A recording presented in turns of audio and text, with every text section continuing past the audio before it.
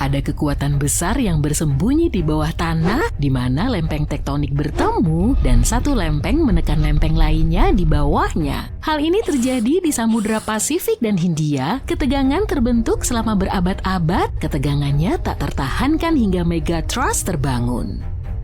Bumi berguncang dengan kekuatan yang dapat melebihi 9 poin lebih kuat dari gempa bumi lainnya. Ketika dasar laut tiba-tiba terdorong ke atas dengan cepat, hal ini mengirimkan riak besar ke seluruh air dan terjadilah tsunami dengan kekuatan yang sangat besar. Gelombang ini disebut teletsunami dan melintasi seluruh cekungan samudra, siap untuk mengambil alih garis pantai yang jaraknya ribuan mil.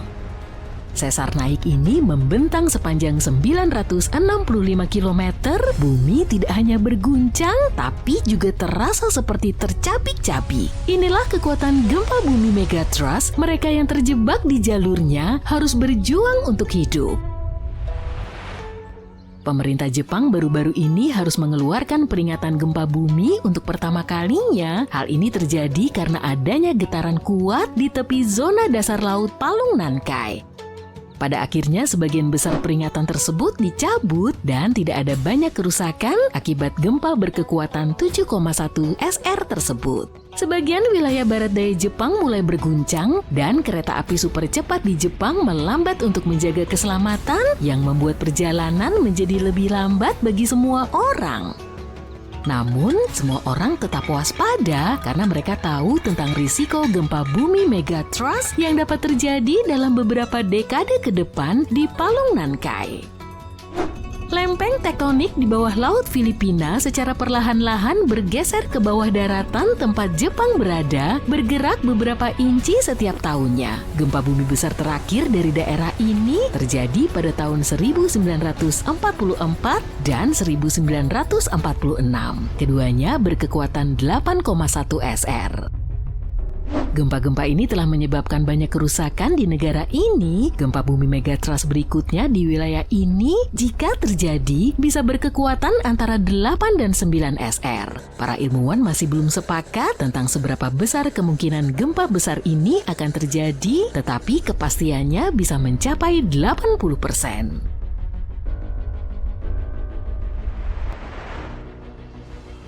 Di sisi lain Pasifik, para ilmuwan dari US Geological Survey telah mempelajari area berbahaya di sepanjang pantai barat Amerika Serikat. Daerah ini disebut zona subduksi Cascadia dan membentang dari California Utara hingga Pulau Vancouver Utara di Kanada.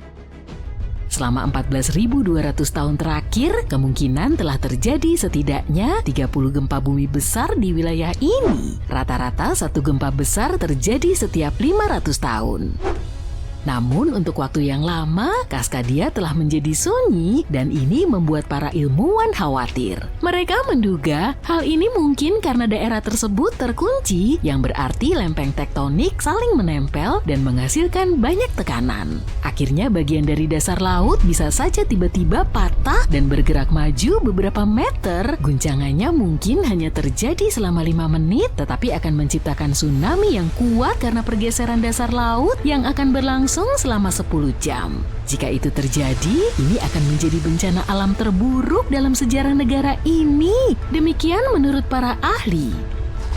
Tanah di beberapa bukit di pedalaman bisa berubah menjadi seperti pasir hisap. Hal ini akan menyebabkan lereng-lereng bukit longsor dan runtuh, meruntuhkan jalan dan jembatan. Sekitar 620.000 bangunan dapat rusak parah atau bahkan runtuh, termasuk sekitar 100 rumah sakit dan 2.000 sekolah. Orang-orang di negara bagian Washington mungkin harus mengurus diri mereka sendiri tanpa bantuan selama 2 minggu, mencari makanan, air, dan tempat berlindung sendiri.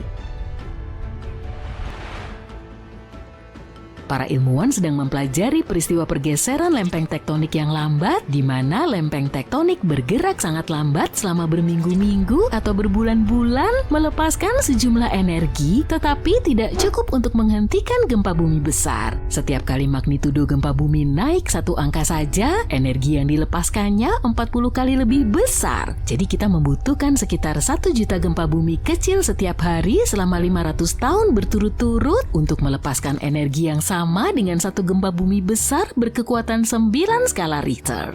Tapi gempa-gempa kecil ini bisa jadi merupakan petunjuk bahwa gempa yang lebih besar akan datang. Untuk memantau patahan Kaskadia dengan lebih baik, para ahli memetakan patahan tersebut dengan lebih akurat dan menambahkan alat pemantauan yang lebih baik di lepas pantai. Para ilmuwan menerima dana lebih dari $10 juta untuk memasang sensor seismik serta alat pengukur tekanan dasar laut pada kabel serat optik di lepas pantai Oregon. Tujuannya adalah agar siap untuk memperingatkan orang-orang dan berpotensi menyelamatkan nyawa ketika gempa bumi besar terjadi. Gempa bumi Megatrust yang tajam terjadi di bagian dunia ini pada tahun 1964. Gempa ini tercatat dalam sejarah sebagai gempa bumi besar Alaska dan berkekuatan 9,2 SR. Gempa bumi ini berlangsung selama lebih dari 4 menit, menjadikannya gempa bumi paling kuat dalam sejarah Amerika Serikat dan Amerika Utara. Tanah berguncang sangat keras sehingga menyebabkan retakan dan tanah longsor yang besar. Di Anchorage, banyak rumah, bangunan, dan jalan yang hancur karena tidak dibangun untuk menghadapi gempa bumi sebesar itu. Di beberapa tempat, tanah berubah secara permanen. Sebagai contoh, garis pantai di dekat Kodiak dan Pulau Hinchinbrook terangkat hingga 9 meter. Di daerah lain seperti Girdwood dan Portage, tanahnya tenggelam hingga 2 meter. Mereka harus membangun kembali jalan yang lebih tinggi agar tidak tergenang air pasang. Tsunami setinggi 8,23 meter meluluh lantakkan seluruh desa Chiniga. Banyak kota di pesisir pantai yang rusak parah tidak hanya karena gempa bumi, tapi juga karena tsunami dan kebakaran yang mengikutinya. Setelah gempa utama, terjadi ribuan gempa susulan yang lebih kecil selama berbulan-bulan. Gempa bumi moderat berkekuatan 4,4 SR mengguncang Los Angeles pada Agustus 2024. Setelah selesai, Departemen Pemadam Kebakaran LA memeriksa sekeliling kota dan tidak menemukan kerusakan besar atau siapapun yang terluka. Di kota Pasadena, yang dekat dengan pusat gempa, sebuah pipa air meledak di dalam balai kota dan semua orang harus meninggalkan gedung. Untungnya tidak ada bahaya tsunami dan hal terbaik yang bisa kita lakukan untuk menghindari kepanikan dalam situasi seperti itu adalah bersiap-siap. Jepang adalah salah satu tempat di dunia yang paling sering mengalami gempa bumi karena berada di tepi 4 lempeng tektonik. Sekitar 1.500 gempa bumi terjadi setiap tahunnya. Oleh karena itu, orang-orang di Jepang telah belajar untuk hidup dengan gempa bumi. Hukum 1950 menetapkan aturan bahwa bangunan harus mampu menangani gempa hingga magnitudo 7 tanpa hancur berantakan.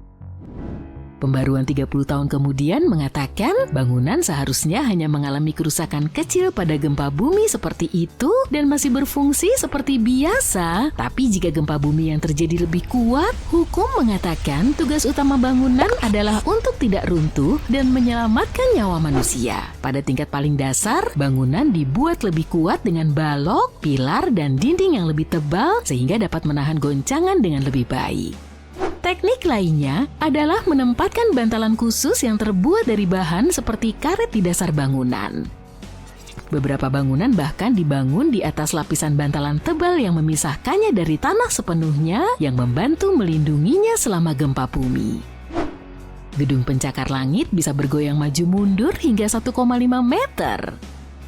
Untuk menghentikannya agar tidak rusak, para insinyur juga dapat menambahkan sesuatu yang disebut peredam di setiap lantai 2 hingga ke atas. Peredam ini seperti pompa sepeda raksasa, tetapi bukannya udara, melainkan cairan. Ketika bangunan berguncang, peredam akan mendorong cairan di dalamnya, meskipun cairan tersebut tidak terlalu keras, tapi masih dapat menyerap sebagian guncangan. Ketika mereka membangun gedung pencakar langit yang tinggi, para insinyur mencoba untuk membuat strukturnya sesederhana dan seseimbang mungkin. Ini berarti setiap lantai memiliki ketinggian yang sama dan menempatkan tiang penyangga secara merata. Tapi terkadang arsitek yang mendesain gedung pencakar langit tidak ingin melakukan kompromi ini karena memiliki ide kreatif tentang bagaimana bangunan itu seharusnya terlihat. Maka mereka harus menemukan solusi kompromi. Sebagai contoh, Skytree Tower di Tokyo, salah satu gedung tertinggi di dunia, dirancang dengan gaya futuristik tetapi juga memiliki fitur khusus untuk melindunginya dari gempa bumi. Gedung ini memiliki pilar tengah seperti pada pagoda tradisional Jepang dan peredam gempa yang membantu menyerap energi dari gempa bumi sehingga menjaga bangunan tetap aman. Malam ini, teman-temanmu mampir ke rumah untuk makan malam bersama. Kamu menaruh gelasmu di atas meja, lalu membantu salah satu temanmu menyiapkan makanan penutup. Saat kembali ke meja makan, kamu melihat air di dalam gelasmu mulai terciprat kemana-mana dan es batunya berguncang seperti kapal yang terombang-ambing oleh ombak ganas. Kemudian, kamu pun merasakannya. Lampu gantung di langit-langit mulai berayun ke sana kemari. Sesaat kemudian, terdengar teriakan, "Gempa!" Rumah dan seisinya terus berguncang. Kamu mencoba lari untuk mencari perlindungan, tapi kakimu nggak bisa bergerak dan tubuhmu kesulitan untuk menjaga keseimbangan. Lemari berguncang keras, gelas dan piring berterbangan keluar, lalu pecah berserakan di lantai. Rak bukumu roboh dan benda-benda yang menempel di dinding mulai berjatuhan. Kamu merunduk di bawah meja makan, mencoba menghindar dari pecahan piring. Iya, betul. Kamu memang pernah merasakan gempa sebelum kejadian ini, tapi nggak sekuat ini. Saat kamu mengecek ponselmu, nggak ada sinyal. Jelas saja, otakmu masih mencerna kejadian ini secara samar-samar. Suara jeritan itu terus mengeras, kemudian seisi rumah seketika runtuh. Gempa terbesar yang pernah tercatat terjadi di Chili pada tahun 1960. Bencana ini terjadi di sore hari saat semua penduduk sedang menikmati waktu santainya. Kekuatan gempa yang bisa menimbulkan kerusakan serius dan menyebabkan kehancuran harus mencapai setidaknya 7 skala Richter. Sedangkan gempa di Chili mencapai 9,5 skala Richter. Wilayah ini berada di kawasan cincin api, yaitu area vulkanik dan seismik paling aktif di dunia di sepanjang lingkar Pasifik. Guncangan pertamanya berlangsung sekitar 10 menit dan 2 hari kemudian banyak gempa susulan yang masih cukup kuat sehingga memicu gunung meletus di bagian selatan Chili. Belum cukup sampai di situ, gempa tersebut melepaskan serangkaian gelombang pasang di seluruh Samudra Pasifik. Bahkan di beberapa tempat mencapai ketinggian lebih dari 25 meter. Gelombang dan gempa bumi itu sangat kuat dan dampaknya bisa dirasakan sampai Hawaii, Jepang, dan Filipina. Kerugian materi akibat bencana ini diperkirakan mencapai 7 miliar rupiah pada tahun 1960. Banyak orang kehilangan tempat tinggal, infrastruktur juga banyak yang luluh lantak. Sejauh mata memandang, cuma terlihat bangunan roboh dan reruntuhan di sana-sini. Para ilmuwan memperkirakan gempa bumi ini sangat kuat hingga menggeser poros bumi dan membuat waktu kita 1,26 mikrodetik lebih singkat. Waktu yang gak seberapa lama ya, tapi coba bayangin deh, satu bencana alam pun bisa loh membuat waktu di bumi bergeser. Kota-kota di pesisir rata dengan tanah. Banjir juga semakin meluas, perekonomian sudah pasti terpuruk. Menurut penelitian, kalau gempa bumi ini terjadi saat ini, kerugian material yang ditimbulkan bisa mencapai lebih dari 280 triliun rupiah. Lalu, apa yang akan terjadi kalau gempa bumi dengan kekuatan 2 kali lipatnya tiba-tiba menghantam kita? Kemungkinan efeknya akan lebih parah. Gelombang pasang tidak cuma menghantam pantai Jepang dan Filipina, tapi juga akan melewati Tiongkok, Korea, Vietnam, bahkan Australia. Diperkirakan tingginya akan jauh melebihi 25 meter. Bisa jadi 2 kali lipatnya, atau setinggi 8 ekor jerapah yang ditumpuk jadi satu. Penduduk pesisir juga pasti akan melihat gelombang ini, dan kalau air sampai surut ke tengah laut, ikan-ikan di dasar laut bisa terlihat. Kamu harus segera lari, karena kemungkinan besar tsunami sedang mendekat. Semisal gempa yang sangat kuat itu beneran terjadi, dan kamu terjebak di bawah reruntuhan, masih bingung dengan kejadian yang sedang kamu saksikan. Beberapa saat kemudian, kamu berhasil meloloskan diri dari situ. Rupanya, kamu nggak sendirian, karena perumahan di kompleksmu sudah berubah menjadi tumpukan batu dan puing-puing. Jembatan juga runtuh, mengakibatkan banyak orang terjebak di kedua sisinya. Kamu mulai celingukan sambil membersihkan debu dari tubuhmu, lalu segera mencari pertolongan. Truk damkar dan ambulans melintas di antara reruntuhan dan mobil yang hancur. Saat kamu berusaha mendekati mobilmu, gempa susulan masih terus saja terjadi, dan tubuhmu terlempar ke trotoar. Karena semua menara sinyal seluler roboh, kamu nggak bisa menelepon siapapun. Lututmu gemetaran, tapi kamu berhasil melanjutkan perjalanan. Akhirnya, kamu berhasil sampai di mobilmu yang beberapa saat kemudian tertimpa bongkahan batu. Lalu penyok seperti kaleng minuman soda. Kamu pun terus berjalan dan akhirnya sampai di pusat kota. Kondisinya sudah seperti diobrak-abrik oleh raksasa yang sedang ngamuk. Kamu terus maju untuk mencari pertolongan. Tiba-tiba ponselmu bergetar. Di dalamnya sudah ada ribuan notifikasi tentang gempa bumi yang berkekuatan 20 magnitudo. Tubuhmu gemetaran dan tanah di bawah kakimu tidak lagi bergetar. Oh, terdengar bunyi gemuruh dari kejauhan dan terus mendekat dalam kecepatan tinggi. Di sebelah kananmu terlihat gelombang setinggi gedung terus menerjang dan mendekatimu. Setelah beberapa lama syok dan ngeblank, akhirnya kamu tersadar lagi, kemudian berlari. Kamu bahkan gak tahu harus lari kemana. Di belakang, tsunami terus mendekatimu. Sementara di hadapanmu banyak gedung luluh lantak, bebatuan dan beton masih terus berjatuhan. Wah, ada gedung yang masih berdiri tegak tuh. Kamu harus segera naik ke atapnya. Saat kamu nyoba pakai lift, ternyata mati. Ya jelas aja lah. Kamu bergegas menaiki tangga, menginjak pecahan kaca dan puing-puing. Tapi kemudian berhasil berdiri lagi. Tsunami di luar sudah sangat dekat dan kamu bisa melihatnya dari jendela. Hampir sampai atap. Tinggal beberapa anak tangga lagi. Kemudian, wuss! Air mulai masuk ke dalam gedung dan menarikmu turun sekitar 2 lantai. Dengan pandangan terbatas, kamu terus berenang ke atas. Tapi airnya justru menarikmu turun. Sekitar setengah menit kemudian, kamu berhasil berenang dan terus naik ke atap gedung. Setelah mencapai lantai atas, kamu segera menjatuhkan diri. Kamu pun selamat untuk sementara waktu. Gelombang pasangnya masih kuat dan melewati pusat kota yang hancur lebur. Ponselmu sudah kebasahan dan tentu sudah nggak berfungsi. Kamu bisa melihat kotamu dengan pandangan 360 derajat, semuanya dibanjiri air dan penuh dengan puing-puing. Lantai gedung mulai bergetar lagi. Mungkin sebaiknya kamu duduk diam saja sampai semuanya berlalu sambil menunggu helikopter penyelamat. Tiba-tiba terdengar bunyi ledakan yang sangat kuat, serasa hampir memecahkan gendang telingamu. Tanah di bawahmu kembali berguncang, nun jauh di sana, asap tebal mulai membubung dan menutupi langit. Kegelapan menghalangi sinar matahari pagi, dan saat itulah kamu bisa melihat lava yang menyembur ke udara lalu mendarat ke area di sekitarnya. Lava itu membentuk sungai dan perlahan mengalir menuju pusat kota.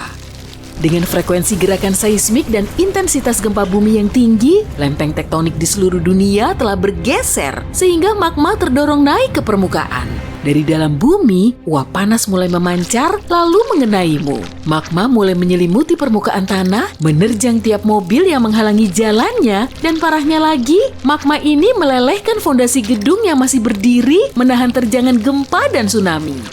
Di kejauhan, gedung-gedung mulai runtuh ke dalam kolam lava membara yang menyelimuti seluruh kotamu. Satu persatu mulai hancur ditelan lava itu. Berarti, gedung tempatmu berdiri juga bergoyang, hampir runtuh. Saat itulah kamu melihat cahaya. Kemudian kamu mendongakkan kepala menuju helikopter yang terbang di kejauhan.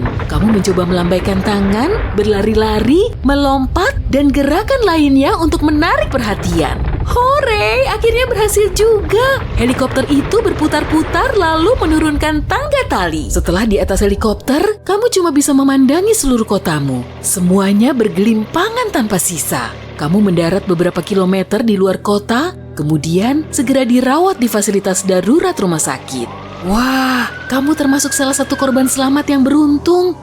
1 tahun kemudian, genangan tsunami telah surut, lava yang mengalir ke pusat kota juga telah dingin, tapi semua magma itu mengubah permukaan tanah secara permanen.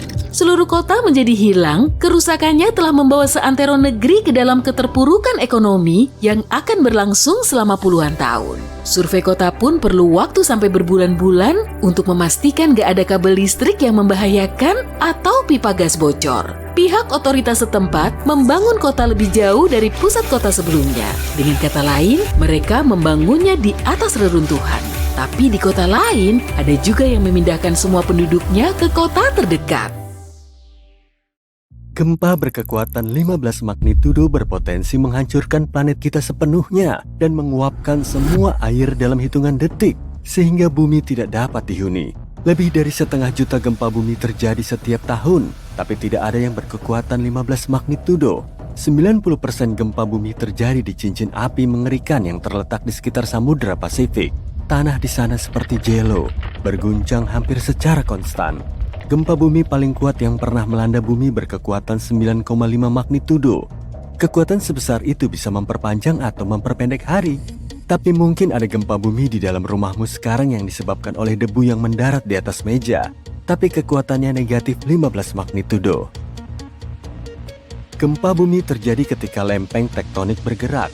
Lempeng-lempeng tersebut seperti kepingan Lego yang tidak terpasang dengan baik. Dan ketika mereka bergerak ke atas, ke bawah, atau menabrak satu sama lain, tanah pun ikut bergerak, memicu gempa bumi. Energi tektonik ini berfungsi seperti baterai. Baterai menyimpan energi untuk waktu yang lama, hingga 500 tahun. Ketika energi yang tersimpan ini dilepaskan secara tiba-tiba, akibatnya sangat mengerikan. Bahkan bangunan terkuat pun tunduk pada kekuatan tanpa henti yang meninggalkan jejak kehancuran di jalurnya. Dalam beberapa kasus, gempa bumi bahkan dapat memicu tsunami yang memperkuat kekacauan. Kekuatan yang begitu besar dapat membelah tanah dan menyebabkan kerusakan parah. Kekuatan gempa bumi diukur dengan skala Richter, tetapi sekarang ini digantikan oleh skala magnitudo momen. Ketika terjadi gempa bumi, kita mendengar tentang seberapa kuat gempa tersebut. Biasanya berkisar antara 1 sampai 10. Untungnya, kita belum pernah mengalami gempa bumi berkekuatan 10 skala Richter. Gempa bumi paling kuat yang pernah terjadi dalam sejarah modern terjadi di Chili pada tahun 60-an. Kekuatannya sekitar 9,5 skala Richter, dan itu mengubah rotasi dan mengacaukan panjang hari sekitar 2 milidetik. Gempa ini juga memicu tsunami besar dan berdampak pada area seluas 401.000 km persegi. Skala Richter sebenarnya tidak memiliki batas, namun apapun di atas 25 tidak perlu diukur karena jika itu terjadi, kita akan berubah menjadi debu dan tidak akan ada yang peduli untuk mengukur bencana ini. Seperti yang dikatakan sebelumnya, gempa bumi terkuat berkekuatan 9,5 magnitudo. Jika kekuatan gempa ini 0,5 magnitudo lebih besar, maka akan tercipta garis patahan sepanjang 3.500 km. Panjangnya hampir 7 kali lipat ukuran Wyoming. Gempa berkekuatan 11 magnitudo akan membuat setengah dunia retak. Tsunami besar akan menghantam daerah pesisir, menghancurkan segalanya, dan bumi akan mengalami krisis lingkungan yang sangat besar. Jika kamu suka mendaki gunung, akan ada gunung-gunung baru untuk dijelajahi yang tercipta akibat gempa bumi yang menakutkan. Bahkan, suhu dapat meningkat karena letusan gunung berapi dan gas rumah kaca yang dihasilkan. Hal ini akan mengubah planet kita menjadi oven yang panas. Tempat yang paling aman adalah jauh dari bangunan, laut, samudera, dan gunung, di mana kemungkinan terjadinya tanah longsor sangat kecil. Negara-negara yang tidak siap menghadapi gempa bumi akan hancur total, dan kota-kota akan berubah menjadi tumpukan puing-puing dan debu. Kenaikan pada skala Richter hanya akan memperburuk keadaan. Tapi jangan khawatir, gempa bumi dengan kekuatan sebesar itu tidak mungkin terjadi. Kerak bumi tidak memiliki energi yang cukup untuk menghasilkan gempa bumi seperti itu. Tapi ada sesuatu yang memiliki kekuatan yang jauh lebih besar dan dapat menghasilkan gempa bumi super besar. Asteroid cukup kuat untuk menghancurkan planet kita, seperti yang kita ketahui dari era dinosaurus.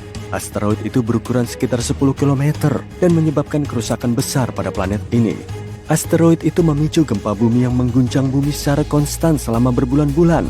Gempa-gempa yang menakutkan ini sekitar 50.000 kali lebih kuat daripada gempa Chili. Gempa-gempa ini juga memicu tsunami yang 30.000 kali lebih kuat daripada tsunami Samudra Hindia. Dan tsunami yang terakhir ini merupakan salah satu tsunami paling dahsyat yang pernah menghantam bumi. Gempa bumi yang disebabkan oleh asteroid ini berkekuatan 11 magnitudo, menjadikannya bencana alam yang paling kuat dan paling menakutkan yang pernah ada. Dan semoga saja tetap seperti itu ya. Tsunami Samudra Hindia hanya berdampak pada wilayah-wilayah tertentu di dunia. Sementara itu, tsunami asteroid berdampak pada setiap bagian dunia dan memiliki gelombang setinggi 10 meter. Bahkan jika kamu pergi ke tempat yang paling terpencil di bumi, kamu tidak akan bisa bersembunyi dari malaikat maut ini. Gempa berkekuatan 15 magnitudo tidak akan lebih kuat 50% dari gempa Chili. Skalanya tidak bekerja seperti itu. Ini akan menjadi sekitar 100 juta kali lebih kuat dari gempa berkekuatan 9,5 magnitudo. Itu bisa membuat semua air di bumi menguap, membuat kita hancur dan tanpa H2O untuk bertahan hidup. Semua ekosistem akan runtuh. semua rantai makanan akan terputus, dan hanya beberapa bakteri super kuat yang mungkin bisa bertahan hidup. Itu hanya sebagian kecil dari hal-hal menakutkan yang bisa terjadi. Lautan seperti AC untuk planet kita. Tanpanya, bumi akan menjadi sangat panas. Lautan juga berfungsi sebagai perisai dari sinar matahari yang kuat. Lautan juga berfungsi sebagai penyerap panas dan mendinginkan bumi. Para ilmuwan berpikir bahwa hal yang paling berbahaya adalah ketidakmampuan kerak bumi untuk bertahan dari guncangan dahsyat gempa berkekuatan 15 magnitudo. Jika planet kita secara ajaib selamat dan tidak berubah menjadi debu, maka akan ada celah besar di keraknya. Tanah akan menjadi seperti agar-agar. Tanah akan bergerak secara acak ke atas, ke bawah, ke kiri dan ke kanan, dan tidak ada bangunan yang bisa bertahan. Peradaban kita akan kembali ke era Stonehenge. Pergerakan tektonik seperti ini sangat dahsyat. Hal serupa juga terjadi di Jepang ketika lempeng tektonik bergerak 50 meter dari satu sama lain dan kemudian menyatu kembali, menciptakan gempa bumi berkekuatan 9 magnitudo. Tidak ada tempat di bumi yang kebal terhadap fenomena alam yang mengerikan ini. Namun, beberapa tempat tertentu memiliki peluang lebih tinggi untuk hancur daripada yang lain. Seperti cincin api, tempat 90% gempa bumi terjadi. Ini adalah tempat di mana gempa bumi hampir terjadi setiap hari. Cincin api terletak di Samudra Pasifik. Area ini membentuk sebuah cincin yang mengelilingi benua-benua yang mengelilingi Pasifik. Di sana, beberapa lempeng tektonik bertemu, menciptakan tanah yang sangat tidak stabil, yang membuat masalahnya jauh lebih menakutkan. 75% gunung berapi aktif terletak di area ini. 90% gunung berapi yang tidak aktif juga ada di sana, membuat tempat ini sangat berbahaya. Para ilmuwan mempelajari wilayah ini dengan cermat agar menemukan cara untuk memprediksi kapan gempa bumi berikutnya akan terjadi. Cincin api bukanlah satu-satunya tempat yang berisiko terkena gempa bumi. Di California, di sepanjang garis patahan San Andreas, 2 lempeng tektonik telah menyimpan kekuatan selama lebih dari 200 tahun. Lempeng San Andreas memiliki panjang 1150 km dan memiliki potensi gempa bumi yang sangat besar. Wilayah ini memiliki ketakutan akan gempa bumi dahsyat seperti yang terjadi di San Francisco pada tahun 1906. Gempa tersebut berkekuatan 7,8 skala Richter. Prediksi para ilmuwan sangat menakutkan. Mereka mengatakan bahwa kemungkinan terjadinya gempa berkekuatan 6,7 magnitudo sangat tinggi di daerah tersebut. Jika semua mulai kacau, kamu harus tahu bagaimana cara bertahan hidup. Hindari apapun yang mungkin menimpamu, seperti jendela, lemari, atau langit-langit yang tidak stabil. Ungkapan resmi dari ahli keadaan darurat adalah merunduk, berlindung, dan bertahan. Tetaplah merunduk, bersembunyi di bawah sesuatu yang stabil, seperti meja, dan tetaplah di sana sampai guncangan berhenti. Pastikan untuk tetap berada di tempat perlindungan selama 1 atau 2 menit untuk berjaga-jaga jika ada gempa susulan atau puing-puing yang berjatuhan. Gunakan hidung dan cium bau gas. Jika kamu mencium bau gas, jangan nyalakan lampu atau melakukan apapun yang dapat menyulutnya. Tetaplah kuat dan tetaplah aman.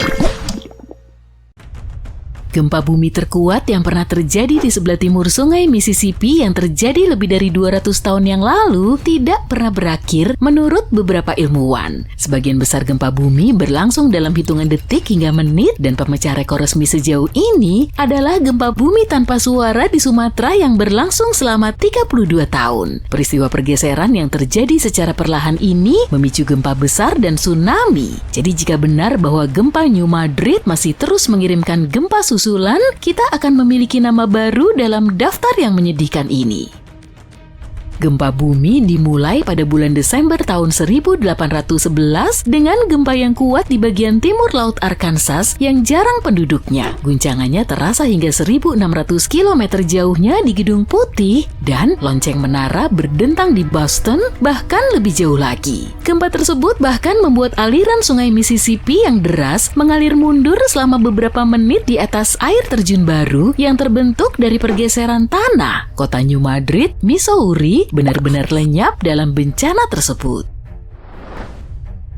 Bumi tidak akan diam sampai akhir Januari tahun berikutnya ketika keadaan menjadi lebih serius lagi. Sebuah gempa besar melanda, kali ini di dekat persimpangan Sungai Ohio dan Sungai Mississippi, tepat di bagian bawah tanah Missouri. Para ahli geologi meyakini bahwa gempa tersebut merupakan patahan New Madrid yang pecah sehingga menambah tekanan pada patahan Reelfoot di dekatnya. Tepat ketika orang-orang yang mengira keadaan tidak akan menjadi lebih buruk, 2 minggu kemudian guncangan terjadi dan patahan Reelfoot patah jauh di bawah New Madrid. Di Tennessee, sekitar 24 km di selatan New Madrid, pengangkatan tanah menciptakan danau Reelfoot. Kapal-kapal uap melaju di sepanjang sungai dengan ribuan pohon mengambang dan berhektar-hektar hutan tercabik-cabik oleh gempa. Di Louis, Missouri, yang berjarak 257 km jauhnya, bangunan-bangunan rusak parah dan cerobong-cerobong asap berjatuhan di Cincinnati, Ohio, yang berjarak 644 km jauhnya. Orang-orang di Montreal, Kanada, yang berjarak lebih dari 1.600 km jauhnya, merasakan guncangan bumi. Para ahli seismologi telah mencatat sekitar 200 gempa bumi kecil di zona seismik New Madrid setiap tahun sejak tahun 1974. Beberapa peneliti percaya bahwa 30% di antaranya merupakan gempa susulan dari gempa-gempa besar yang terjadi pada tahun 1811 dan 1812 di beberapa bagian Amerika Serikat, di mana tidak banyak aksi tektonik yang terjadi. Gempa-gempa susulan ini dapat terus bergemuruh selama bertahun-tahun, bahkan mungkin berabad-abad setelah gempa besar melanda. Gempa susulan adalah cara bumi melepaskan semua tekanan yang menumpuk dari gempa utama. Ketika tanah berguncang akibat gempa pertama, hal ini memberikan tekanan besar pada bebatuan di dekatnya. Ketika bebatuan itu tidak tahan lagi, mereka akan retak, menyebabkan lebih banyak guncangan lagi. Itulah gempa susulan. Guncangannya bisa sangat kuat, terutama tepat setelah gempa utama, tetapi akan melemah seiring berjalannya waktu. Tidak semua ilmuwan setuju bahwa gempa bumi saat ini ada hubungannya dengan gempa bumi yang terjadi 200 tahun yang lalu. Kita kebanyakan mengasosiasikan patahan dengan garis-garis di mana lempeng-lempeng bumi bertemu, tapi ada banyak sekali patahan yang berada tepat di bawah pusat lempeng Amerika Utara. Patahan-patahan itu seperti peninggalan dari 750 juta tahun yang lalu ketika Amerika Utara merupakan bagian dari sebuah benua super yang disebut Rodinia. Ketika Rodinia mulai pecah, dia meninggalkan celah-celah ini, titik-titik lemah di kerak bumi yang membentang jauh di bawah Midwest modern. Hal ini bisa menjelaskan terjadinya gempa bumi. Sebuah tim ahli geologi internasional memutuskan untuk melihat kembali 3 gempa bumi besar yang mengguncang Amerika Utara dan mengakhiri perdebatan. Mereka menggunakan metode matematika baru yang disebut tetangga terdekat. Metode ini menyatakan bahwa jika gempa bumi terlalu dekat dalam hal ruang, waktu, dan magnitudo untuk menjadi peristiwa latar belakang yang independen, maka salah satu gempa bumi diasumsikan telah memicu gempa bumi lainnya. Tergantung bagaimana kamu melihat angkanya, antara 10 hingga 65% dari gempa bumi yang terjadi baru-baru ini di wilayah tersebut bisa jadi merupakan gempa susulan dari gempa bumi bersejarah tersebut. Gempa besar yang melanda Charleston, Carolina Selatan pada akhir abad ke-19 mungkin menjelaskan hingga 72% dari gempa bumi di daerah tersebut sejak saat itu. Tapi tidak semua tempat sama, sehingga perdebatan ilmiah terus berlanjut. Pada tahun 1774, penjelajah Inggris James Cook melihat cahaya di kejauhan. Itu adalah gunung berapi Jasur di Vanuatu. Gunung berapi nakal ini telah memuntahkan lava dan abu sejak saat itu dan kemungkinan besar telah melakukan hal tersebut untuk waktu yang jauh lebih lama.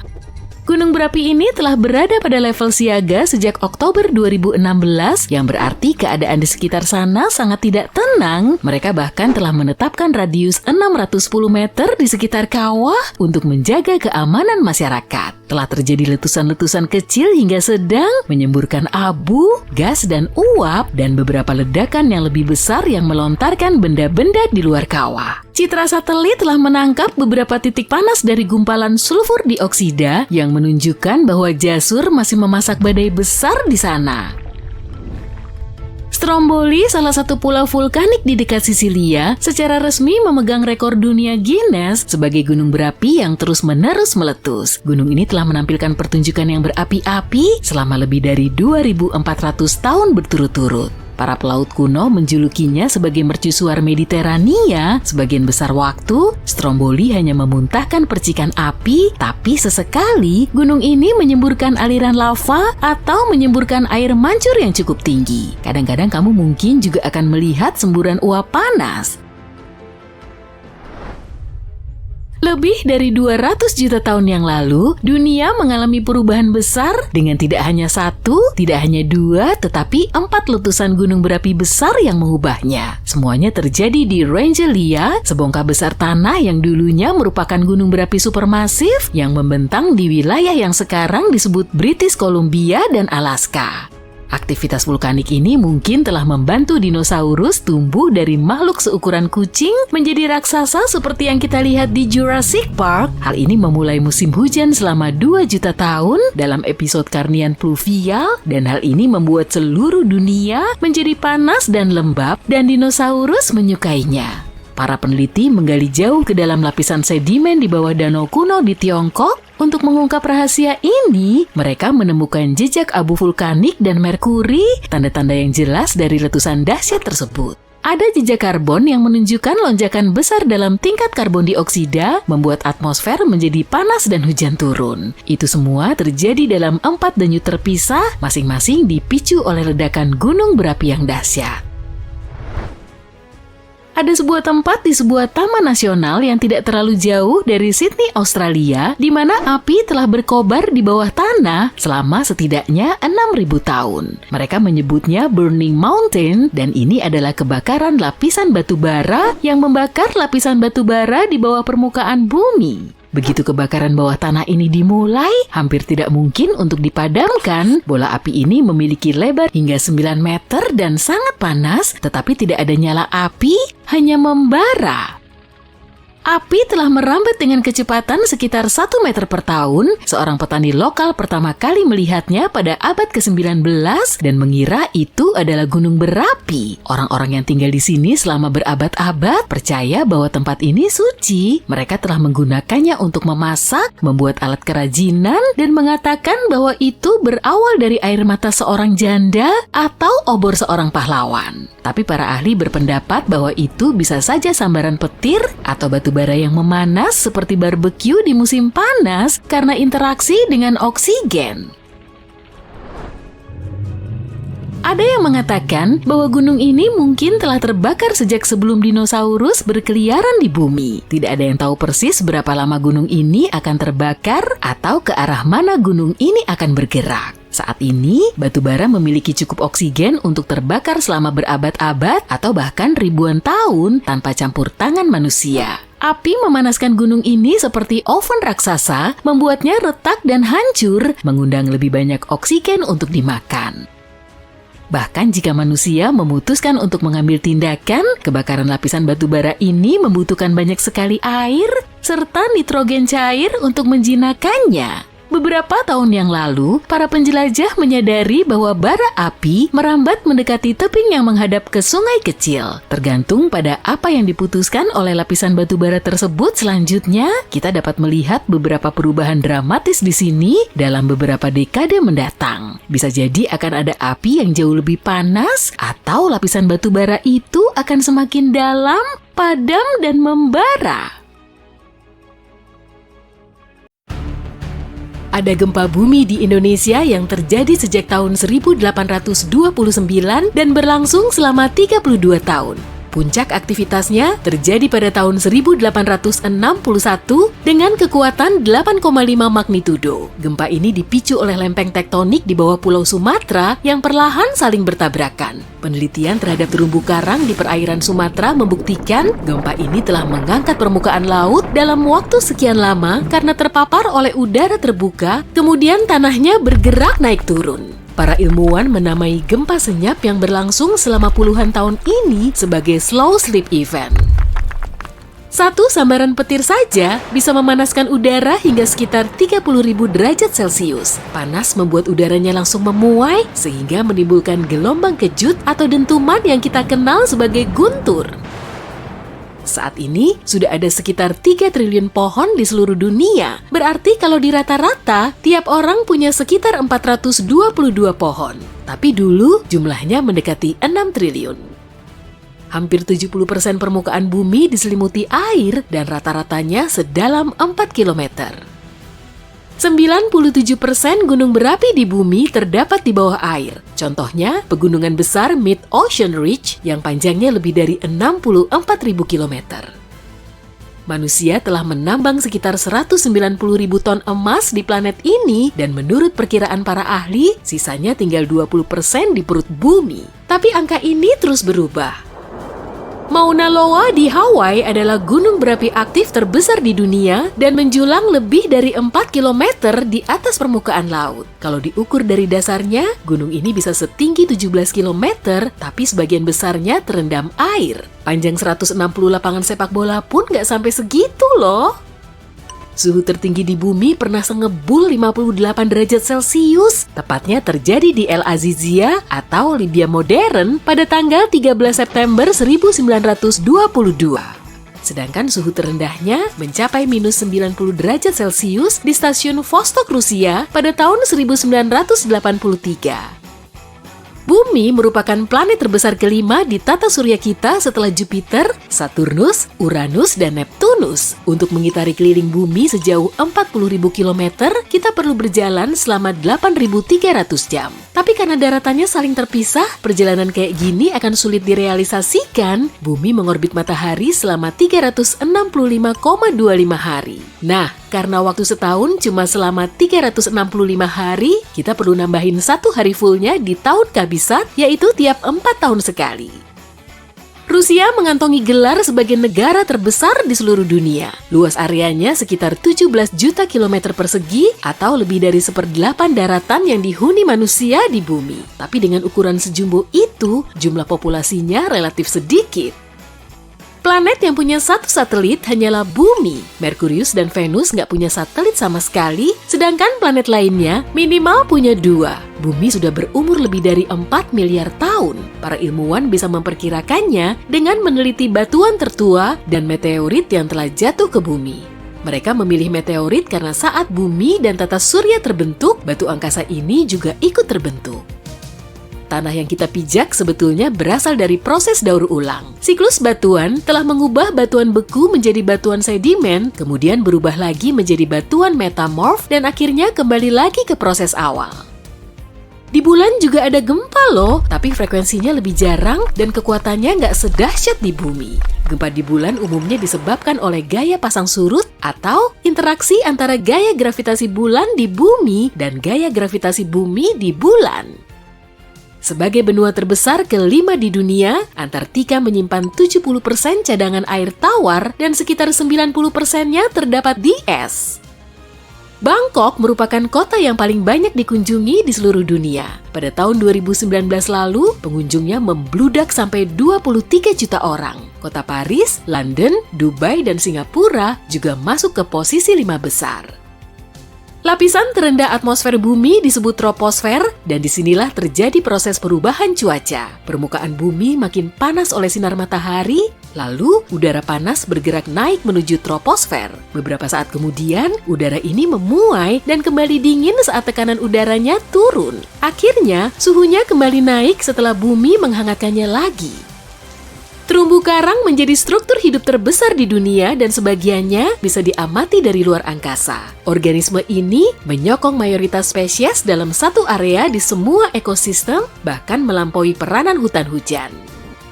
Kata Earth atau yang kita kenal sebagai bumi sudah dipakai sejak sekitar 1000 tahun yang lalu. Kata ini berasal dari bahasa Jerman kuno yang berarti tanah. Tapi nggak ada bukti yang menunjukkan siapa orang spesifik yang mencetuskan nama ini. Selain itu, cuma planet bumi yang namanya nggak didapat dari nama dewa Yunani dan Romawi. Lautan terdalam di bumi terdapat di Palung Mariana dan kedalamannya mencapai 11 km di bawah permukaan laut. Daratan Amerika Serikat terdiri dari sekitar 20% garis pantai yang dihuni oleh lebih dari 50% penduduknya. Bentuk bumi nggak bulat sempurna, tapi mirip bola yang dimampatkan dan ekuatornya lebih menonjol. Tonjolan ini disebabkan oleh gaya orbit bumi yang bikin kedua kutubnya agak tertekan dan rotasi bumi berbentuk garis lurus imajiner. Bumi kita mengalami pergantian musim karena sumbunya miring, dan dengan posisi seperti ini, cahaya matahari bisa menyinari sebagian sisi bumi secara langsung dalam jangka waktu spesifik. Kalau matahari setinggi pintu biasa, ukuran bumi akan sebesar uang koin. Kecepatan rotasi bumi perlahan makin ngedrop, dan bahkan untuk mengubah kala rotasinya menjadi 25 jam akan diperlukan waktu selama 140 juta tahun. Predikat hewan terjumbo di seantero dunia disematkan kepada paus biru Antartika. Panjang tubuhnya bisa sampai 30 meter dan beratnya 45 ton. Ya, kira-kira seberat 33 ekor gajah lah. Suhu inti bumi kurang lebih sengebul permukaan matahari, yaitu 5.500 derajat Celcius. Umur bumi sekitar 10.000 kali lebih tua dari manusia. Bumi sudah terbentuk sejak sekitar 4,5 miliar tahun yang lalu, sedangkan manusia purba baru ada 450.000 tahun yang lalu. Hingga saat ini, tercatat ada sekitar 34.000 spesies ikan. Jumlah pastinya bisa jauh lebih banyak karena 95% lautan kita masih belum dieksplorasi. Route 66 di Amerika lebih panjang dari jarak permukaan bumi menuju intinya. Jarak ke inti bumi sekitar 3.000 km, sedangkan Route 66 hampir 4.000 km. Bumi terdiri dari 3 komponen utama, yaitu kerak, mantel, dan intinya. Inti bumi terbagi lagi menjadi inti luar dan inti dalam. Para ilmuwan memperkirakan ada sekitar 8,7 juta spesies organisme di seluruh dunia. 1-2 juta di antaranya termasuk hewan, tapi sekitar 86% spesies hewan darat dan 91% hewan laut belum kita ketahui. Astronom kuno dulu menganggap bumi sebagai pusat alam semesta. Selama 2000 tahun, mereka meyakini kalau bumi cuma diam dan benda angkasa lain yang mengorbit planet kita. Tapi kemudian, pada tahun 1543, Copernicus memperkenalkan model tata suryanya dengan matahari sebagai pusatnya. Bumi merupakan planet terpadat di tata surya. Meski kepadatannya bervariasi, rata-ratanya cuma sekitar 5 gram per sentimeter kubik. Gunung Everest merupakan tempat tertinggi di dunia. Puncaknya yang setinggi 9.000-an meter menjadi titik tertinggi di atas permukaan laut.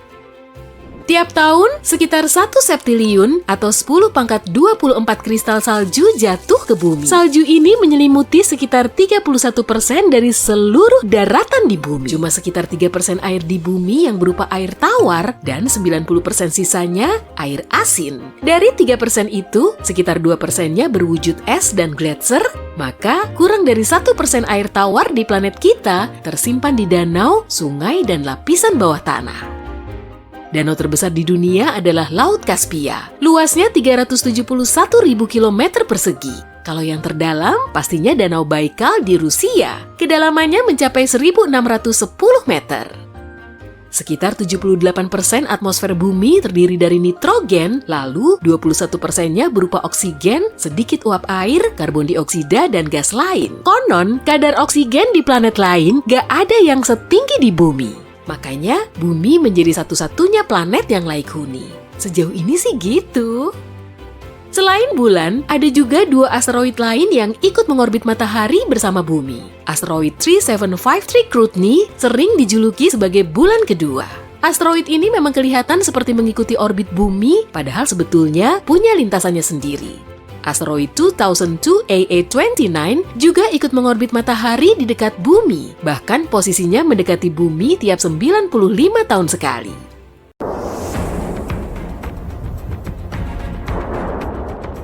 Kejadian ini berlokasi di Islandia pada hari Jumat, 19 Maret 2021, pukul 20:45.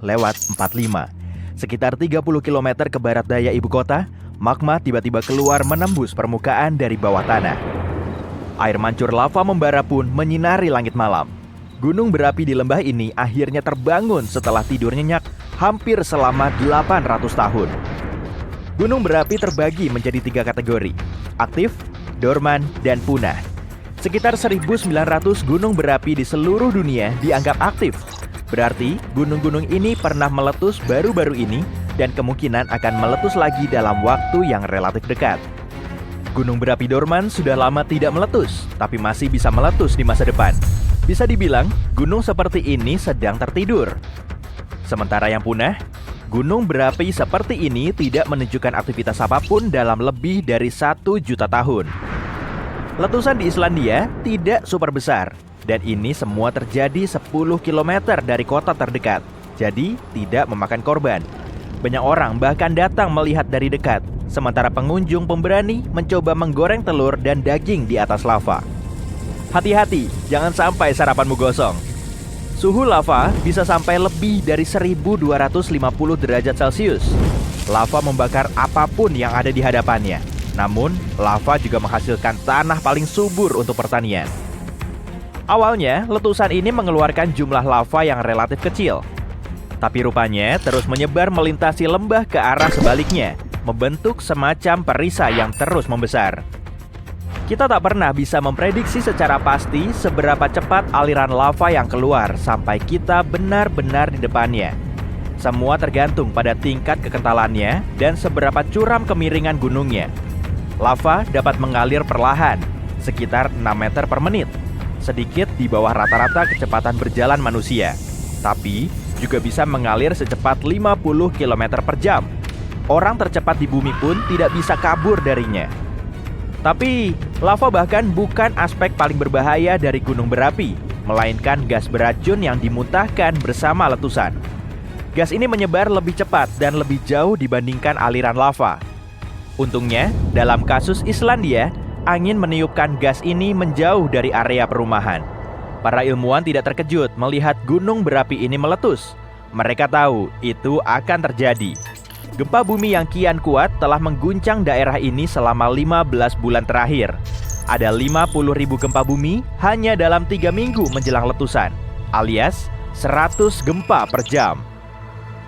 Gunung berapi itu telah aktif sejak Maret dan para ahli geologi mengatakan ini bisa berubah menjadi berminggu-minggu, berbulan-bulan, atau bahkan berdekade-dekade letusan konstan di area tersebut.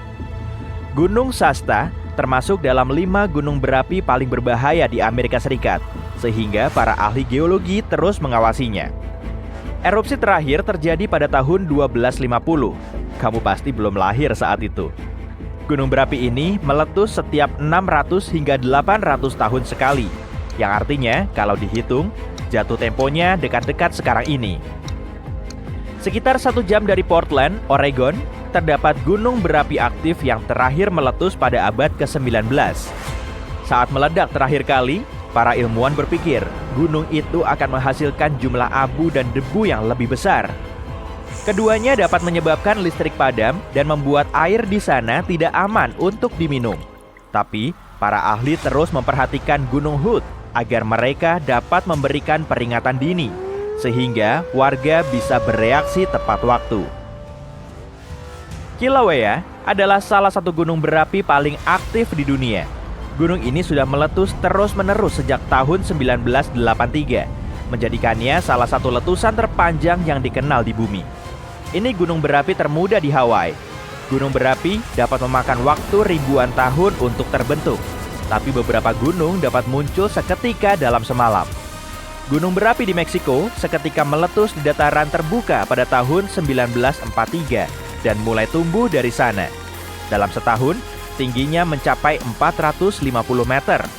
Saat letusan akhirnya berhenti, 9 tahun kemudian, tinggi gunung ini mencapai lebih dari 2.800 meter.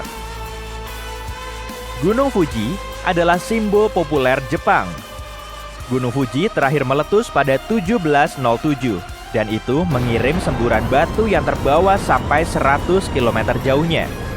Jika letusan serupa terjadi hari ini, Tokyo akan menjadi korbannya. Gunung Fuji terletak tepat di atas cincin api, wilayah berbentuk tapal kuda di Samudra Pasifik yang dipenuhi gunung berapi aktif dan gempa bumi. Jarak dari satu ujung ke ujung satunya hampir mencapai 40.000 km. Cincin ini bisa melingkari khatulistiwa bumi. Pada Januari 2020, gunung berapi Taal di Filipina mulai memuntahkan lava, mengirim kepulan abu 1 km jauhnya ke langit. Letusan ini bahkan memicu fenomena langka, badai kotor, yaitu awan asap di atas gunung berapi yang menghasilkan petirnya sendiri. Peluang tsunami vulkanis juga tinggi. Tsunami ini biasanya disebabkan gerakan tektonik yang terjadi akibat aktivitas vulkanis. Taal telah meletus lebih dari 30 kali dalam 450 tahun terakhir. Gunung berapi di Ekuador ini terakhir meletus pada 2016. Para ilmuwan berpikir, gunung ini menunjukkan sejumlah tanda dini pergerakan magma. Ini adalah gunung stratovulkan aktif. Tipe gunung berapi berbentuk kerucut yang tepinya curam. Gunung ini terbentuk dari lava lengket yang tidak mengalir dengan mudah. Lava itu mengelilingi lubang, mendingin, dan menumpuk sehingga membentuk dinding yang curam ini. Jenis gunung ini lebih cenderung menghasilkan letusan eksplosif, seperti yang kita lihat di film. Ruapehu adalah taman nasional tertua di Selandia Baru. Negeri vulkanis ajaib tempat kamu dapat melihat kawah-kawah beruap, danau yang megah, dan formasi batuan yang unik. Ruapehu terakhir meletus pada 2007 dan telah meletus 10 kali sejak pertengahan abad ke-19. Tapi aspek berbahaya yang keluar dari gunung berapi bukan cuma letusan, aliran lava, dan gas beracun. Ada juga yang namanya lahar, semacam lumpur vulkanis berpuing. Di antara letusan, salju meleleh dan danau terbentuk di kawah gunung berapi. Jika letusan terakhir membawa lumpur, abu, dan batu ke danau ini, isinya pun akan penuh. Saat itu terjadi, cuma bendungan sementara yang mampu menahannya. Indonesia punya jumlah gunung berapi aktif terbanyak di dunia, termasuk salah satunya yang bernama Anak Krakatau, alias The Son of Krakatoa. Orang tuanya yang terkenal terletak tak jauh dari sana. Tsunami besar pada tahun 2018 membangunkan si junior sebagian. Hal ini membuat cemas sebab sang senior pernah mengeluarkan salah satu letusan terkuat yang pernah disaksikan bumi pada tahun 1883. Bunyi letusan Krakatau adalah suara paling keras yang pernah terdengar. Orang-orang yang jaraknya lebih dari 3.300 km dapat mendengar ledakan ini. Gelombang suaranya mengelilingi dunia 7 kali, dan para ilmuwan mengatakan sulit untuk memprediksi pola erupsi gunung berapi ini. Gunung Yasur di Vanuatu adalah salah satu dari beberapa gunung berapi di dunia tempat kamu bisa melihat danau lava. Wisatawan bahkan berkunjung demi mengintip lewat tepi dan melihat danau yang membara dan menggelegak di bawahnya.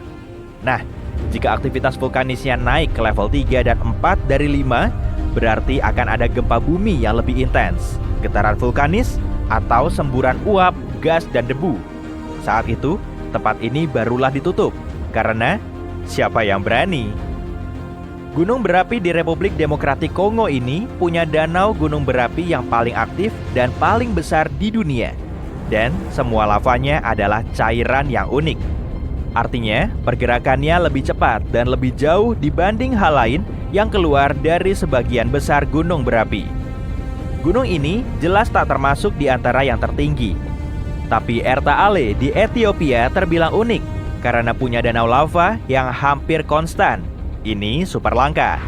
Penduduk setempat menyebutnya gunung berasap karena danau lavanya sering menyebabkan letusan. Gunung berapi ini berada di dekat Depresi Danakil, salah satu tempat terpanas di bumi. Merapi telah meletus secara teratur sejak pertengahan abad ke-16. Gunung berapi ini membantu para ilmuwan melakukan penelitian penting tentang cara kerja letusan, sehingga mereka dapat memperingatkan orang tepat waktu. Setelah dorman untuk sementara waktu, gunung berapi di Meksiko Tengah ini kembali hidup pada tahun 1994. Sejak itu, gunung ini memproduksi aliran lumpur besar dan ledakan kuat dalam kurun waktu yang tidak terduga. Dahulu, letusan besar dari gunung raksasa ini mengubur seluruh kota dan piramida kuno. Bayangkan, kamu sedang menginap di hotel dan bangun menghadap pemandangan indah dari gunung berapi besar yang diselimuti sungai lava membara dan awan abu. Saat panasnya hilang, para pengunjung mendatangi area di Guatemala ini demi memanggang marshmallow di sana. Salah satu gunung berapi paling aktif di bumi terletak di sebuah pulau kecil di utara Sisilia. Stromboli meletus sedikit-sedikit secara rutin, sambil mengeluarkan lava bersinar dari lubang di dalam kawah. Tak jauh dari sana ada Etna, gunung berapi paling aktif di Eropa dan salah satu yang terbesar di dunia. Oh iya, Bumi jelas bukan satu-satunya planet yang punya gunung berapi. Gunung berapi terbesar di tata surya kita terdapat di Mars. Ukurannya setara negara bagian Arizona atau hampir 2 kalinya Kalimantan Tengah. Dan tingginya hampir 3 kali lipat Gunung Everest. Waduh, jangan melirik ke bawah ya. Gempa bumi bawah laut telah memicu retakan besar di bawah air. Luapan air pun mulai memenuhi celah ini dan dibarengi dengan gelombang laut yang kian menyebar. Awalnya sih cuma setinggi 0,3 meter, tapi lama-lama makin menjulang setelah gelombang ini mendekati pantai. Sesampainya di perairan dangkal, kecepatannya mulai melambat lantaran cuma bagian dasarnya yang pertama kali menyapu daratan. Akibatnya terbentuk efek vakum yang menurunkan level air dari bibir pantai. Pelabuhan dan dasar laut pun semakin terlihat jelas. Setelah itu, dinding air raksasa menerjang pesisir, menyapu semua objek yang dilaluinya. Nah, beberapa saat kemudian, gelombang susulan biasanya muncul, atau bisa juga disusul dengan tanah longsor di dekat perairan luas. Sejumlah pohon, tanah, dan bebatuan ikut tercebur ke danau atau laut, sehingga menimbulkan gelombang tsunami besar. 5% tsunami di seluruh dunia disebabkan oleh letusan gunung berapi. Erupsi ini bisa menggerakkan banyak air dan memicu gelombang tinggi. Sebagian tsunami juga disebabkan oleh meteorit yang jatuh ke bumi. Kalau salah satu objek ruang angkasa Superhaut ini jatuh di laut, kekuatannya akan mampu menggerakkan air dan memicu tsunami dahsyat. Biasanya tsunami mulai terjadi saat gelombangnya setinggi 0,3 meter. Nah, itu yang disebut gelombang kecil, kurang lebih setinggi pinggang manusia rata-rata. Kalau gelombang tinggi yang ini sih lain lagi, para peselancar menyebutnya double overhead. Gempa bumi terdahsyat yang pernah tercatat terjadi di dekat pantai Chili Selatan. Peristiwa ini memicu tsunami hingga ke Hawaii, Jepang, dan Filipina. Gelombang terbesarnya setinggi gedung 5 lantai. Gelombang tertinggi yang pernah dipakai peselancar mencapai setengah kalinya tinggi Arc de Triomphe di Paris. Gareth McNamara mencetak rekor ini pada tahun 2011 di Nazaré, Portugal. Pada tahun 1995, para ilmuwan mendeteksi adanya rogue wave yang terjadi secara tiba-tiba. Saat itu mereka mengamati gelombang setinggi 25 meter yang bahkan lebih tinggi dari pesawat penumpang terbesar di dunia, Airbus A380. Gelombang raksasa ini dikelilingi oleh gelombang lebih kecil setinggi 6 meter. Tsunami Tohoku pada tahun 2011 disebabkan oleh gempa bumi terkuat sepanjang sejarah Jepang. Gelombang tertingginya hampir setengah kali tinggi jembatan Brooklyn. Erupsi Gunung Krakatau pada tahun 1883 menimbulkan dentuman paling kencang yang pernah terdengar di seluruh dunia. Gelombang tsunami tertingginya setinggi Patung Liberty. Tsunami April Mop pada tahun 1946 disebabkan oleh gempa bumi kuat di dekat Alaska. Gelombang tertingginya sedikit lebih tinggi dari Kolosium di Roma. Tsunami Aceh pada tahun 2004 lalu berawal dari Samudra Hindia. Bencana ini disebabkan oleh gempa bumi kuat di bawah laut. Akibatnya terjadi rentetan gelombang tsunami. Gelombang terbesarnya hampir setinggi Menara Pisa. Salah satu tanah longsor paling tragis sepanjang sejarah terjadi di lembah Lodalen, Norwegia pada tahun 1936. Bongkahan batu besar ambrol lalu jatuh ke Danau Lovatnet. Karena ukurannya hampir 2 kali Menara Eiffel, batu ini mampu memicu gelombang tsunami dahsyat hampir setinggi Taj Mahal di India. Mega tsunami Greenland pada tahun 2017 dipicu oleh tanah longsor parah di salah satu fjord. Gelombang yang menyapu pantai setinggi Big Ben. Erupsi gunung berapi dahsyat menyebabkan tanah longsor dari kubah lava berumur 4.000 tahun. Peristiwa ini menyebabkan mega tsunami gunung berapi Unzen. Gelombang terbesarnya sampai setengah kali tinggi Space Needle di Seattle. Mega tsunami Fogo terjadi 73.000 tahun yang lalu, saat sebagian gunung Fogo runtuh ke laut. Gelombang terbesarnya setinggi Monumen Washington. Saat gunung St. Helens meletus di puncaknya yang setinggi 457 meter, tanah longsor parah juga terjadi. Bagian dari longsoran ini jatuh ke Danau Spirit, lalu memicu gelombang yang tingginya lebih dari setengah kalinya Menara Eiffel. Mega tsunami Bendungan Vaison terjadi saat tanah longsor menyeret 255 juta meter kubik pepohonan, tanah, dan batuan ke dalam danau. Lalu luapan gelombang besar menyapu semua objek di sekitarnya. Jembatan Golden Gate aja masih kalah tinggi loh. Tanah longsor di Teluk Lituya, Alaska telah menyebabkan salah satu gelombang terdahsyat sepanjang sejarah. Mega tsunami ini menerjang daratan, menyapu pepohonan, tumbuhan, dan tanah kebatuan dasar. Tinggi gelombangnya bahkan melebihi setengah kali tinggi Burj Khalifa, gedung tertinggi di dunia. Sepertiga dari gunung berapi Molokai Timur di Hawaii runtuh dan materialnya jatuh ke Samudra Pasifik. Peristiwa ini memicu gelombang tsunami kurang lebih setinggi gedung tertinggi kedua di dunia, Menara Shanghai. Dunia akan menghadapi musim badai Atlantik yang gila, bahkan mungkin lebih buruk daripada tahun 2000, tahun yang membawa badai Katrina kepada kita.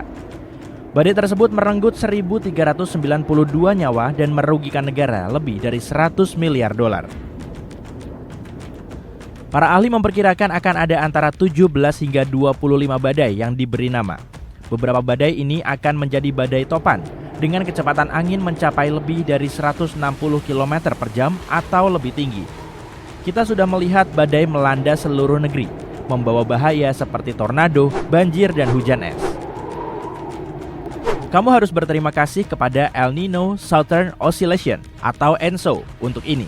Istilah yang rumit ini berkaitan dengan El Nino dan La Nina, dua kekuatan raksasa yang pada dasarnya membentuk dunia kita. Biasanya angin di Samudra Pasifik bertiup ke arah barat di sepanjang Khatulistiwa, memindahkan air hangat dari Amerika Selatan menuju Asia. Air hangat ini digantikan oleh air dingin yang naik dari kedalaman Pasifik. Namun selama El Nino dan La Nina, pola yang biasa terjadi ini menjadi kacau. El Nino adalah fase hangat dari siklus ENSO. Selama El Nino, angin Khatulistiwa melemah, menyebabkan air hangat bergeser kembali ke pantai barat Amerika. Ini berarti lebih sedikit air dingin yang naik ke permukaan. Cuaca di bagian utara Amerika Serikat dan Kanada menjadi lebih kering dan hangat karenanya. Tapi ada kondisi yang lebih basah di negara bagian selatan. Di Atlantik, El Nino melemahkan musim badai dan meningkatkan aktivitas badai di Pasifik Tengah dan Timur. Di Afrika, El Nino membawa lebih banyak hujan ke Afrika Timur, namun lebih sedikit di Afrika Selatan, Afrika Barat, dan sebagian Sahara. La Nina adalah fase dingin dari siklus ENSO. Selama fase ini, angin ke arah barat di sepanjang Khatulistiwa di Pasifik lebih kuat dari biasanya dan mendorong lebih banyak air hangat ke arah Asia. Dan karena itu, air yang lebih dingin dan kaya nutrisi naik ke permukaan di sepanjang pantai barat Amerika. Perairan Pasifik yang lebih dingin ini mendorong arus jet ke utara, memberikan cuaca yang lebih kering di Amerika Serikat bagian selatan, tapi kondisi yang lebih basah dan lebih dingin di Pasifik Barat Laut dan Kanada. La Nina juga membawa musim dingin yang lebih hangat ke Amerika Serikat bagian selatan dan suhu yang lebih dingin dari biasanya di bagian utara. La Nina biasanya meredakan aktivitas badai di Pasifik, tapi meningkatkan aktivitas badai di Atlantik. Pada tahun 2023, El Nino berkuasa dan membawa sebagian besar badai sebelum sampai di Amerika. Namun tahun ini, kita telah beralih ke La Nina, dan Nona ini membawa air yang lebih dingin di Pasifik dan pola yang memungkinkan badai bergerak lebih jauh ke barat dan mencapai Karibia. Dan ketika sampai di sana, badai tersebut dapat dengan mudah bergerak ke teluk dan mempengaruhi Florida dan negara bagian lainnya. Musim badai Atlantik yang intens yang akan datang juga berkaitan dengan musim hujan yang kuat di Afrika Barat. Musim ini menciptakan kelembapan dan gelombang di lepas pantai Afrika yang dapat menyeberangi Atlantik dan memicu badai. Musim badai Atlantik berlangsung dari tanggal 1 Juni hingga 30 November. Dan sebagian besar aktivitasnya terjadi antara pertengahan Agustus dan pertengahan Oktober. Sejak tahun 1950-an, siklon tropis telah diberi nama untuk memudahkan para ahli meteorologi menginformasikan kepada publik tentang siklon tersebut. Kamu lebih mungkin mengingat bahwa Leslie akan datang daripada badai X34D yang akan datang, bukan? Jadi, ada 20 nama dalam daftar abjad tahun ini, dari Alberto dan Beryl hingga Valerie dan William. Semoga saja tidak akan sedahsyat badai Galveston. Bencana alam paling fatal dalam sejarah Amerika Serikat menghantam Texas pada tahun 1900-an. Badai kategori 4 menghantam Galveston, menghancurkan lebih dari 3.600 bangunan dengan angin berkecepatan lebih dari 217 km per jam. Badai ini merenggut nyawa antara 6 hingga 12.000 orang. Salah satu alasan kenapa bencana ini menjadi begitu fatal adalah kebijakan komunikasi yang buruk. Beberapa hari sebelum bencana, jelas bagi peramal cuaca profesional bahwa badai bergerak ke arah barat. Tapi Biro Cuaca di Washington memperkirakan badai akan melewati Florida dan sampai di New England yang ternyata meleset jauh. Biro ini baru berusia 10 tahun saat itu, jadi ilmu pengetahuan tentang badai di Amerika Serikat masih belum terlalu maju.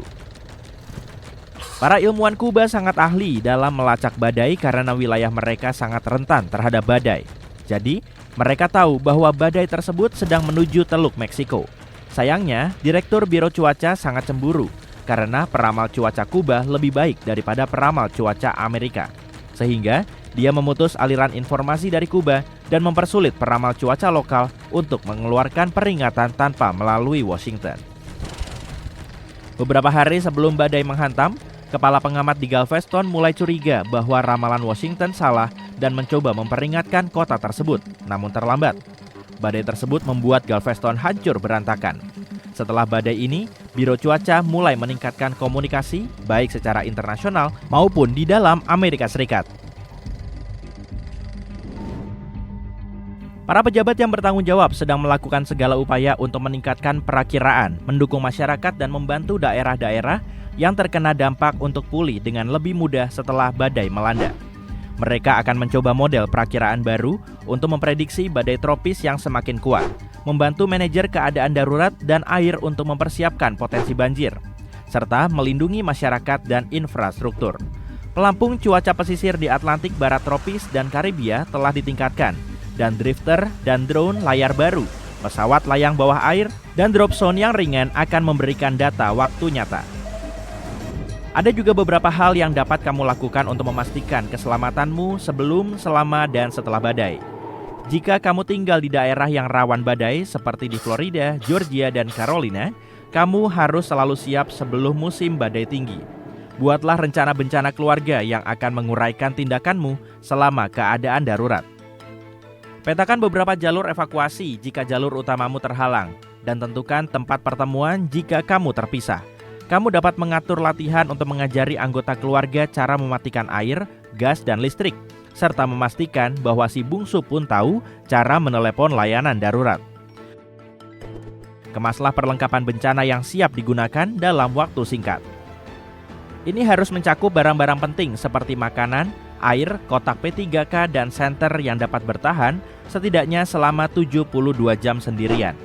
Kamu dapat membeli generator untuk memastikan kamu memiliki listrik jika terjadi pemadaman listrik hingga listrik kembali menyala. Simpanlah di tempat yang aman, jauh dari hujan dan air yang naik dengan ventilasi yang baik.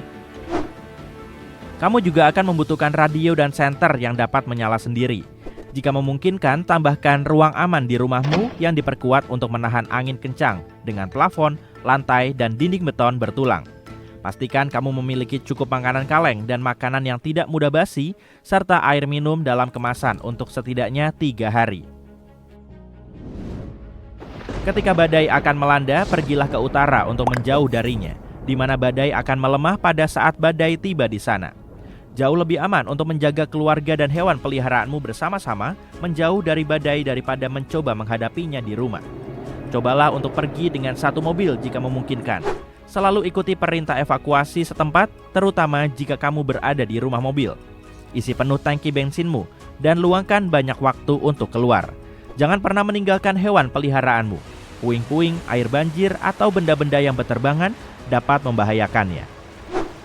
Jika kamu tetap tinggal selama badai, kamu membutuhkan tempat yang aman untukmu, keluarga, dan hewan peliharaanmu.